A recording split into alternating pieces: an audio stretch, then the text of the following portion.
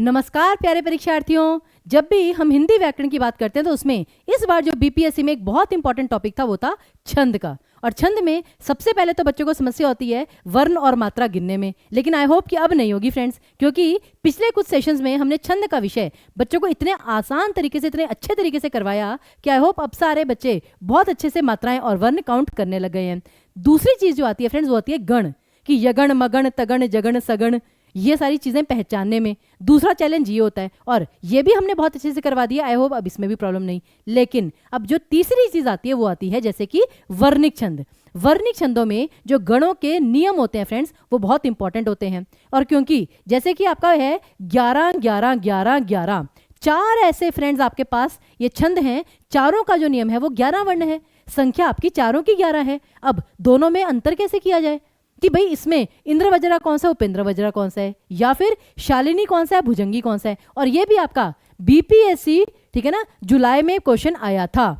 जुलाई 2024 में ये वाला क्वेश्चन भी आया था फ्रेंड्स, और इसीलिए हम आपके लिए स्पेशल वीडियो यहाँ पर बनाए हैं। बहुत इंपॉर्टेंट हो सकता है आपके लिए। ये जितने भी आपके वर्णिक छंद हैं जो पेपर में अक्सर आपके पास आते हैं, उसका जो नियम है फ्रेंड्स वो 1 सेकंड में आप याद कर सकते हैं। कैसे? जैसे कि प्रमाणिका सबसे सिंपल छंद है, सबसे छोटा है, केवल 8 वर्णों का, और इसका नियम क्या है? 4 टाइम्स IS, यानी कि 4 बार लघु गुरु, अर्थात लघु गुरु लघु गुरु लघु गुरु लघु गुरु।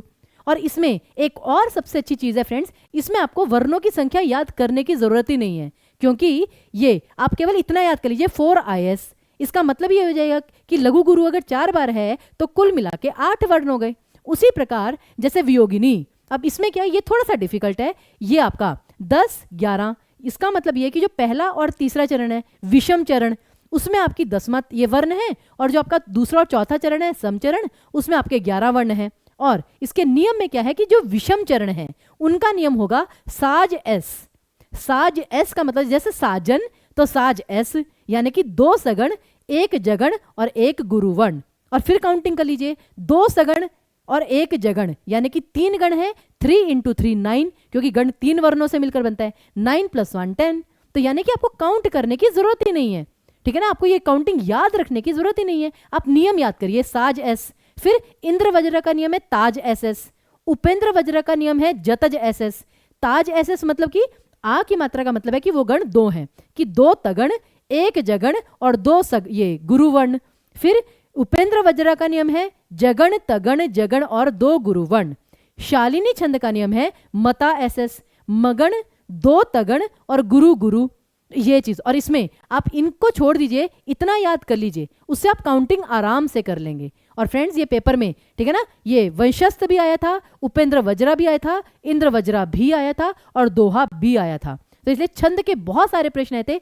अगली बार भी चांसेस हैं कि छंद के काफी प्रश्न हैं, तो प्लीज ये शॉर्ट ट्रिक्स हम आपके लिए लेकर आए हैं। मेरी आपसे रिक्वेस्ट है कि प्लीज ये जो आपके नियम है ना, शॉर्ट ट्रिक्स हैं, कि ताज SS, जतज SS, मता SS। फिर भुजंगी छंद, उसका नियम क्या है? 3 सगण और IS लघु गुरु।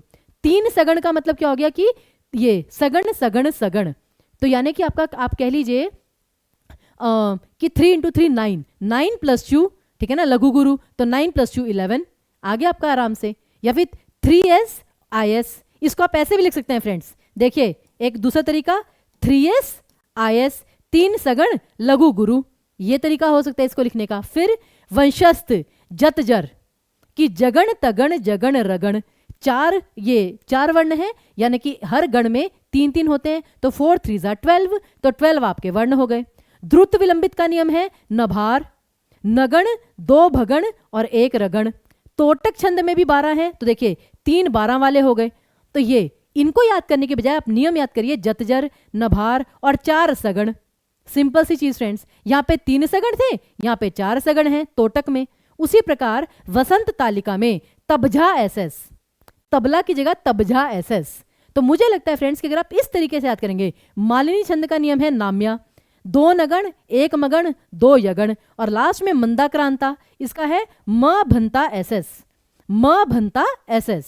तो ये देखिए यहाँ पर कुछ कुछ नियम अगर आप इस प्रकार से याद करेंगे तो फ्रेंड्स ये आपको सही छंद पहचानने में बहुत मदद करेंगे। मैं जानती हूं कि अभी आपको हो सकता है कि कुछ बहुत डिफिकल्ट लग रहे हो, लेकिन एटलीस्ट जो इंपॉर्टेंट है, इंद्रवज्रा, उपेंद्र वज्रा, फिर मालिनी, द्रुत विलंबित, वसंत तालिका, जो एससेट में भी आए हुए हैं और ये बीपीएससी में भी आए हुए हैं, बार बार आते हैं फ्रेंड्स। तो प्लीज इनको बहुत अच्छे से कीजिएगा, ये नियम आपके लिए बहुत ज्यादा फायदेमंद हो सकते हैं। बाकी अगर और ज्यादा नियम और शॉर्ट ट्रिक्स अगर आपको जानने हो तो उसके लिए टीचिंग परीक्षा के यूट्यूब चैनल को सब्सक्राइब अवश्य कीजिएगा। बहुत बहुत धन्यवाद।